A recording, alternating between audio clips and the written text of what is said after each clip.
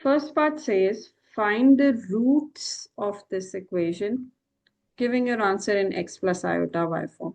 Okay, so we'll apply quadratic formula because it's a quadratic equation.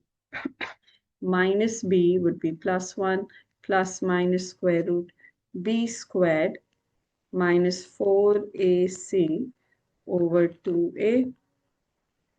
So we're getting 1 plus minus under root. We're getting minus 3 here.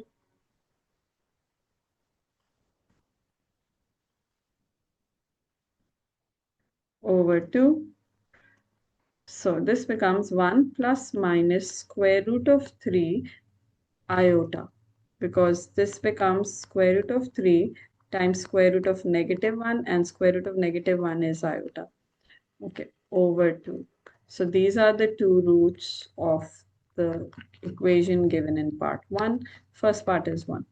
Obtain each root in modulus and argument form. All right, so let's plot these roots. One of the root is 1 over 2 plus under root 3 over 2 iota. In fact, it's better to write your final answer like this. You should split the denominator, showing the real part and imaginary part separately. So z equals half plus under root 3 over 2 iota, and z equals half minus under root 3 over 2 iota. Okay, so this would be and the other root is z equals half minus under root 3 over 2 iota.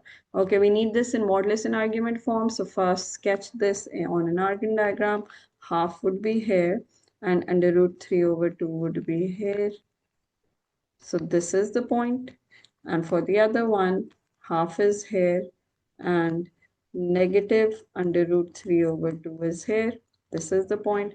Both of these are real x's and both of these are imaginary x's. Fact, write real of z and imaginary of z. Okay. So we need the modulus of this. So we need r, which is square root of half squared plus under root 3 over 2 squared.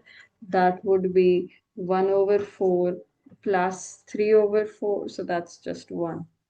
Square root of 1, that gives us 1. This will also give us 1, by the way, because it's literally the same values just with different signs.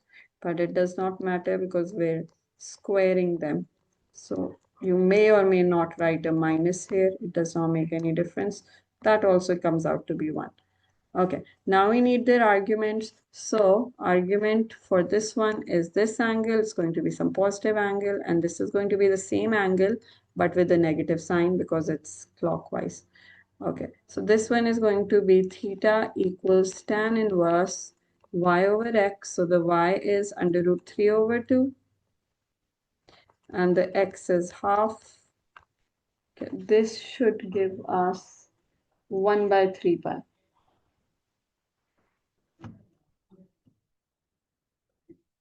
And the other one is going to be minus 1 over 3 pi, and that's modulus, and the lower one is argument. Okay, so we have the modulus and argument for both of them. Okay, so it's a 1 and 1 over 3 pi for the first one, and 1 and minus 1 over 3 pi for the second one. Part 3. Show that each root also satisfies z cube equals negative 1. So what you need to do, you need to cube these z's and then show that it's equals to negative 1. All right, so to cube these z's, we will be, second.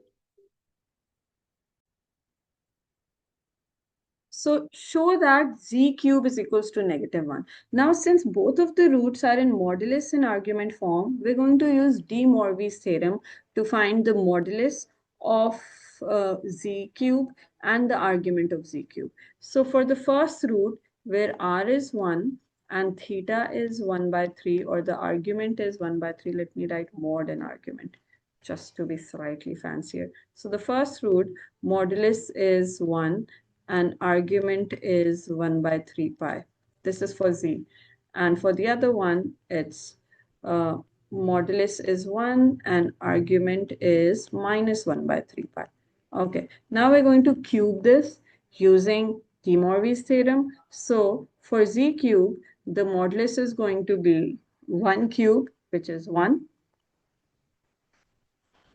So now the modulus will be 1. And argument is 3 times this argument, which becomes pi.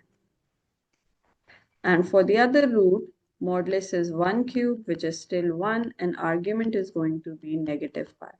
Okay, now how do we show that this is equals to negative 1? Let's write it in proper polar form in terms of cos and sine. So 1 cos pi plus iota sine pi. And this one is going to be 1 cos minus pi plus iota sine minus pi. Okay, now this will come out to be sine pi is 0. We know if you make a sine graph, pi is here and that's a 0. Okay, so this becomes 0. This becomes 0 also because sine minus pi is also 0. Okay, and cos pi, I believe, is negative 1. Let's just confirm. Cos pi is negative 1. Yeah, so we're getting negative 1 here, and cos minus pi is also negative 1. So we can see that z cube is equals to negative 1 for each of the roots. We had to show that each root satisfies this equation, and we've shown that.